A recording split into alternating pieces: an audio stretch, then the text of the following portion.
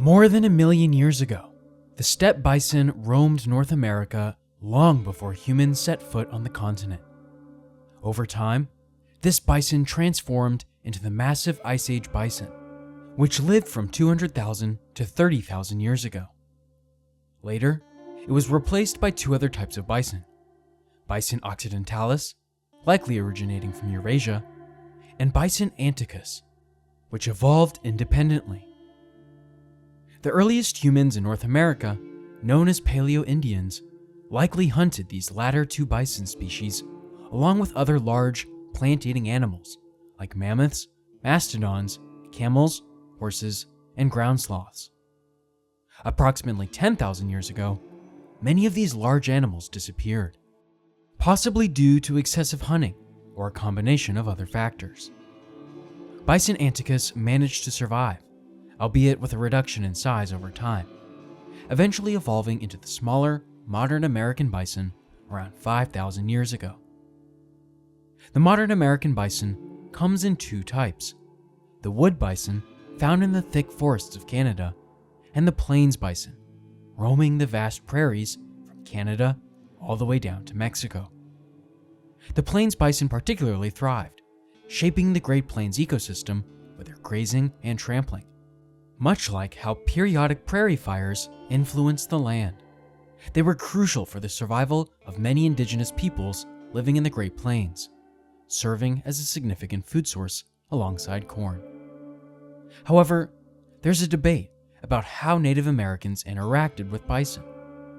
Some historians, like Charles C. Mann, suggest that Native Americans may have intentionally managed bison populations through practices like controlled burning. According to this idea, the massive herds of bison seen by Europeans may have been a result of disruptions caused by European diseases, devastating Native American populations. Bison, in fact, were once the most abundant large wild mammals globally. Russell Means, a Native American activist, described a method similar to how coyotes hunt, where a lone bison is chased until exhaustion. Additionally, Native American groups sometimes utilized buffalo jumps, like the Olmpischkun in modern-day Montana, to harvest large numbers of bison. At times, they would guide entire herds over the cliffs, killing more than they could immediately use. Archaeological sites, like the Olson-Chubbuck site in Colorado, offered insights into their techniques, including how they harvested specific cuts of meat and organs. They would skin the back to access tender meat beneath, then remove front legs, shoulder blades, and eventually the head and hindquarters. This method allowed them to preserve tough meat for drying and making pemmican, a staple food. A Crow historian shared methods the tribe used to hunt bison. They utilized songs, hazers, drive lines made of stones, and a medicine man guiding the drive with hindquarters in hand. This method led to driving many bison over a cliff, sometimes yielding up to 700 animals. In winter, Chief One Heart's camp would lure game onto slick ice for easier hunting. In the late 17th century, Northern Plains tribes would conduct their own unique hunts, where the tribe surrounded a herd and compressed them into a smaller area before hunting them down. During hot days, Blackfoot women constructed a curved fence of tied-together travois to corral the game while hunters awaited with lances, bows, and arrows. The Hidatsa tribe near the Missouri River herded bison onto weak ice in late winter, letting them drown and hauling the carcasses ashore. Nearby, the Mandan tribe unintentionally caught bison when ice broke, navigating the drifting ice to retrieve the carcasses. Religious beliefs also influenced Native American bison hunts. Plains tribes performed rituals for success, like the Omaha tribe approaching herds on 4 legs, stopping to smoke and offer prayers at each pause. The Pawnee conducted the big washing ceremony before summer hunts to purify and avoid alarming the bison. By the early 1700s, horses obtained from the Spanish were widely used among nomadic hunting cultures. Indigenous groups from regions east of the Great Plains moved westward to access larger bison populations due to intertribal conflicts. The Cheyenne, for example, abandoned their cornfields and migrated west to the Missouri River, becoming renowned buffalo hunters on horseback. They not only utilized bison for themselves, but also traded meat and robes with settled tribes. Skilled horsemen could easily hunt enough bison to sustain their tribe and families, provided there was a nearby herd. Bison provided meat, leather, and sinew for crafting bows. During hunts, fast horses were favored and would be mounted near the bison, while hunters would ride on pack horses until then. Those with fewer horses would run alongside their mounts to reach hunting grounds, though accidents, sometimes fatal, were not uncommon for both riders and horses. To prevent disputes, each hunter marked their arrows uniquely. For instance, Lakota hunter Bareface distinguished his arrows by attaching one of 3 arrow wings made from pelican feathers. Some tribes, like the Pawnees, held contests to see how many bison could be killed with a single bow shot, with the best result being 3.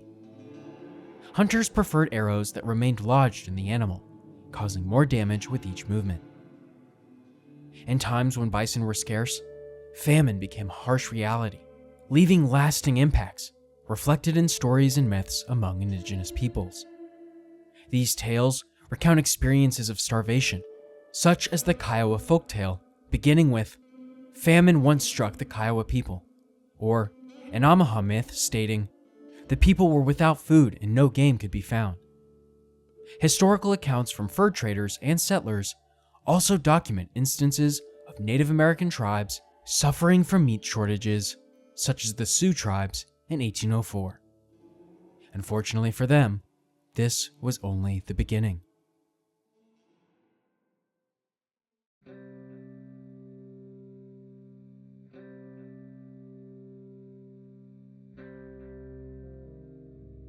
Loss of land and disputes over hunting territories greatly affected Native American tribes. Those pushed away from prime hunting areas struggled on the fringes of buffalo habitats. Small tribes found it increasingly challenging even to hunt there. In the 1850s and 1860s, attacks were so severe that villages near the upper Missouri hardly risked venturing into the plains for buffalo. The Sioux strategically positioned themselves near Arikara villages to control buffalo access, selling meat and hides to them. Conflict between tribes over hunting rights intensified. For instance, the Kiowas clashed with the Cheyenne, who contested their buffalo hunting grounds. Later, the Kiowas, along with the Comanche, migrated south as the Lakota forced them out of the Black Hills region. In Montana, the Blackfoot, armed better than the other tribes, displaced the Kootenai, Flathead, and Shoshone from the plains. By the 19th century, conflicts over buffalo ranges escalated into battles, with tribes fiercely defending their hunting traditions.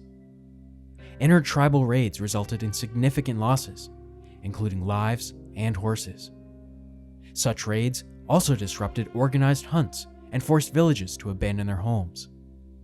Villages were frequently attacked, leading to destruction, loss of leaders, and displacement of entire communities.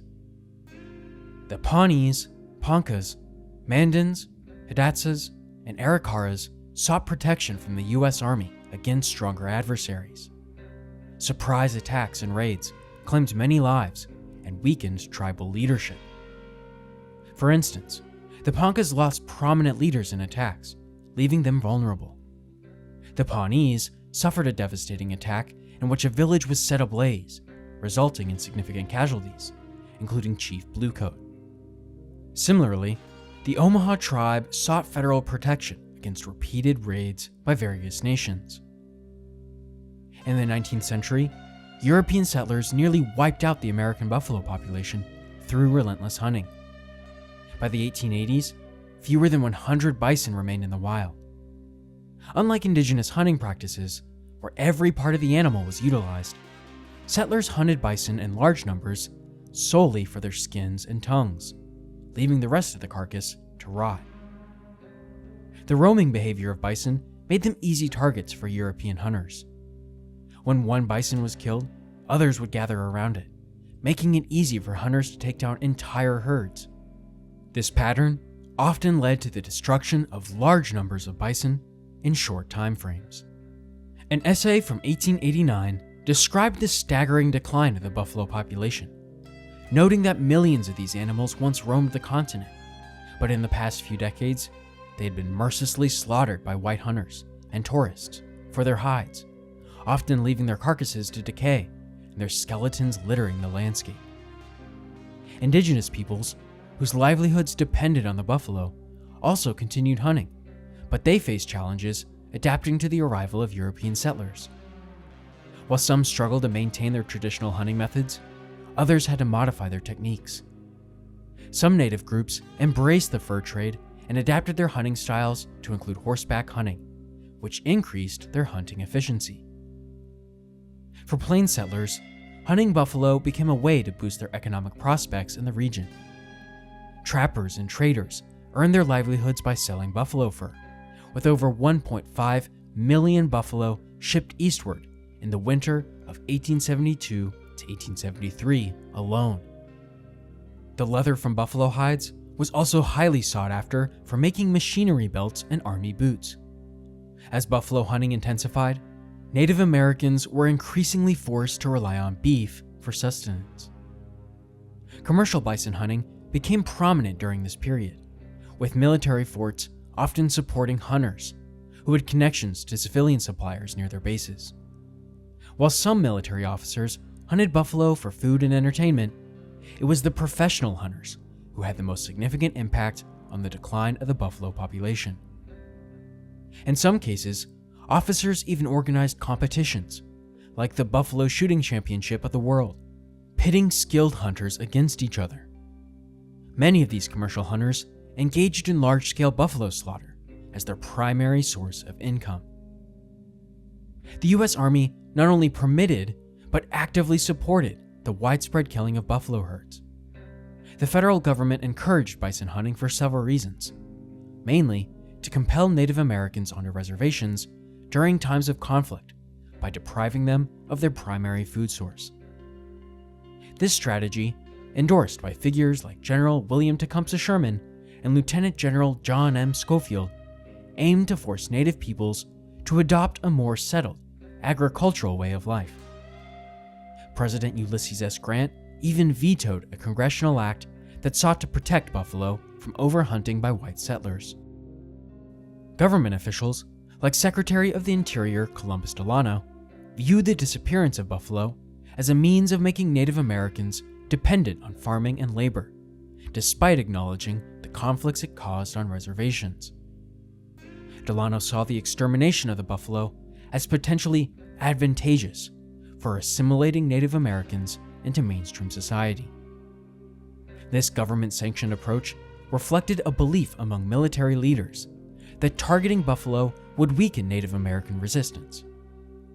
Soldiers saw buffalo as closely linked to Plains tribal culture, making their extermination a strategic move to subdue indigenous peoples. According to certain historians, some Native American tribes also played a role in the decline of the bison population in the southern plains. By the 1830s, tribes like the Comanche and their allies were hunting around 280,000 bison annually, pushing the limits on what the region could sustain. The introduction of firearms and horses, combined with the growing demand for buffalo robes and meat, led to increasingly large-scale hunting each year. A severe and prolonged drought from 1845 to the 1860s further devastated the bison herds. However, with the return of rains in the 1860s, the bison population in the southern plains began to recover somewhat. But following the Pacific Railroad Act of 1862, the expansion of railways in the West coincided with a significant decline in the bison population. You see, railways facilitated the transportation of military troops and supplies to the plains region more efficiently. Some railroads even hired hunters to provide food for their workers, with notable figures like William Frederick Buffalo Bill Cody being employed by the Kansas Pacific Railroad for this exact purpose. The influx of hunters led to mass hunting expeditions, with trains often slowing down to allow passengers to shoot at bison herds from the windows or rooftops. The railroad industry also sought to reduce or eliminate bison herds due to the risk they posed to locomotives. Bison frequently wandered on the tracks, causing damage to trains when they collided. Moreover, during harsh winter conditions, bison sought shelter in the cuts formed by the grade of the tracks, leading to significant delays for trains. As a result, the railroad industry actively supported efforts to cull or eradicate bison herds to avoid these disruptions. Bison skins were highly valued for making industrial machine belts, clothing like robes and rugs, leading to a substantial export trade to Europe. Commercial hunting of bison in the Old West was often a large-scale operation, involving teams of professional hunters supported by a range of workers, such as skinners, cooks, and wranglers, along with numerous horses and wagons. Notable hunters, like the aforementioned Buffalo Bill Cody, often killed hundreds of animals in one single hunting session, and thousands throughout their careers. Hunters typically located a herd in the early morning and positioned themselves about 100 yards away, aiming for broadside shots through the lungs to bring down the animals efficiently. Skinners then followed, driving spikes through the noses of each carcass, hooking them up to horse teams and stripping the hides. These hides were then processed and stacked on wagons for transportation to market. During the peak of commercial hunting in the decade after 1873, there were hundreds, possibly thousands, of outfits hunting bison for hides, far surpassing the hunting efforts of Native Americans or individual meat hunters. It's estimated that anywhere from 2,000 to 100,000 bison were killed per day during this period, though precise statistics are unavailable. The widespread use of .50 caliber rifles led hunters to require multiple rifles to allow the barrels to cool off between shots, sometimes even quenching them in winter snow. The construction of railroads in Colorado and Kansas divided the bison herd into northern and southern parts, with the last remaining population of the southern herd found in the Texas Panhandle. As the bison herds dwindled, there were discussions about protecting them from extinction. Some military officers tried to stop the mass killing of bison, and figures like Buffalo Bill eventually changed their tune and advocated for their protection, recognizing the immense pressure on the species. However, these efforts faced opposition because the Plains tribes, who relied on bison for their way of life, were often at odds with the United States. President Grant vetoed the aforementioned bill aimed at protecting the declining bison herds in 1874, and in 1875, General Philip Sheridan urged Congress to eliminate the herds to deprive the native tribes of their food source. By 1884, the American bison was on the brink of extinction. As the bison population declined, settlers returned to harvesting bison bones to sell as fertilizer. This provided additional income for poorer farmers and continued from the early 1880s into the early 1890s. After the Civil War, the United States had made around 400 agreements with the Plains tribes, but many of these were violated as the country pursued its expansionist belief in manifest destiny. The dramatic decline in the bison population had profound effects on indigenous peoples during this period, affecting their spirit, land, and independence. The repercussions of the bison's decline were significant and enduring. Number 1. Physical stature. People who were reliant on bison for their way of life saw a decline in their physical stature over generations. By the early 20th century, areas where bison had been crucial reported higher child mortality rates and lower rates of stable occupations compared to areas that had never depended on bison. Even into the latter half of the 20th century, these areas continued to experience lower average income per person. Number 2. Loss of land. The land allocated to indigenous tribes during westward expansion often lacked bison herds, which were essential for their survival. For instance, the Sand Creek Reservation in Colorado was far from any buffalo herds, forcing Cheyennes to leave the reservation to hunt livestock of nearby settlers and passing wagon trains. 3. Loss of food source. Plains tribes relied on bison as a primary food source, as it provided high protein levels and low fat content, contributing to their balanced diet. They also utilized every edible part of the bison, including organs, brains, fetuses, and placental membranes. The massive slaughter of buffalo led indigenous peoples to rely more heavily on the US government and American traders for their necessities. Many military leaders saw the decimation of the buffalo as a means to diminish the independence of indigenous peoples. Lieutenant Colonel Dodge once remarked that either the buffalo or the Native Americans had to disappear, as only then could the government fully control them. He argued that without buffalo, Native Americans would become entirely reliant on the government, making them easier to manage. Even those complicit in the forced assimilation of Native Americans admitted as much, such as founders of various American Indian boarding schools. They believed that wiping out the buffalo was necessary to control Native Americans on reservations because the buffalo were their main resource. The extinction of the buffalo marked the end of the Indian Wars, prompting indigenous peoples to move onto reservations. When the Texas legislature suggested a bill to protect the buffalo, General Sheridan objected. He argued that destroying the buffalo was crucial to resolving conflicts with Native Americans, as it would deprive them of their main source of food. Many Native American tribes held bison in high esteem, considering it a sacred animal and a symbol of their religious beliefs. According to anthropology experts, the significance of the bison in creation stories and spiritual practices made it central to tribal culture. Bison played diverse roles in their lives, serving as not just sources of food, but materials for shelter, their tools, and ceremonial objects. Despite the mass slaughter of bison, many tribes viewed them as integral parts of the natural world, gifted to them by a higher power. Some Plains indigenous groups even considered the bison as their ancestors. The idea of the bison disappearing entirely was unimaginable to many tribes, causing deep distress as their numbers dwindled. The spiritual impact of losing the bison was immense. Tribes honored each bison they hunted, recognizing its sacrifice with ceremonies and rituals. To uplift spirits during this trying time, the Sioux and other tribes engaged in the ghost dance, a collective ritual aimed at restoring harmony and hope. As caretakers of the bison, Native Americans faced immense challenges when forced onto reservations devoid of these animals.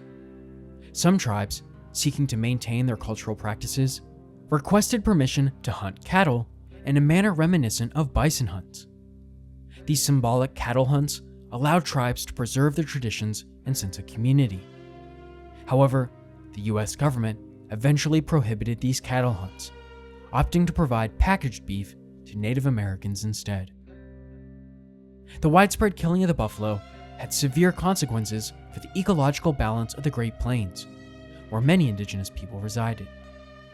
Unlike cattle, buffalo were well suited to survive in the harsh environment of the Great Plains due to their large heads, which helped them navigate through the snow during winter. Moreover, the grazing patterns of bison played a crucial role in nurturing the prairie, creating conditions favorable for a variety of plant species to thrive. However, with the decline of buffalo populations, the introduction of cattle brought changes to the ecosystem. Cattle tend to overgraze, consuming vegetation excessively and disrupting the natural balance of the ecosystem. This alteration has contributed to the significant reduction of the prairie's original size, estimated to be a mere 0.1% of its former extent. The ongoing agricultural and residential development of the prairie has led to a loss of nearly 1/3 of its topsoil since the buffalo slaughter began. The presence of cattle has exacerbated water scarcity issues as well, with excessive water consumption leading to the depletion of aquifers in the region. Studies indicate that the absence of native grasses, caused in part by the decline of bison herds, has contributed to soil erosion, a major factor in the Dust Bowl and black blizzards of the 1930s. Efforts to revive the American buffalo population began with the recognition of their decline and impending extinction. In 1887, William Temple Hornaday's report of the extinction threat prompted action, leading to the establishment of the American Bison Society in 1905. Notable figures like James Scotty Phillip and Charles Allard played pivotal roles in preserving and expanding buffalo herds. Bison were introduced to various locations, including South Dakota, where Phillip's herd thrived, and Canada's Elk Island National Park, thanks to Michael Pablo and Charles Allard. Yellowstone National Park became a sanctuary for a remnant population, while other herds were established in places like Oklahoma's Wichita Mountains Wildlife Refuge and Utah's Antelope Island. Native American tribes also contributed to conservation, forming the Intertribal Bison Council in 1990. The resurgence of the buffalo not only aims to restore their numbers, but also holds cultural and spiritual significance for Native Americans, symbolizing their unity, their healing, and their hope for both people and buffalo alike. American buffalo populations will never return to their numbers of a pre-frontier age, but as long as their history is shared, their place in the lore of the Old West will never be forgotten.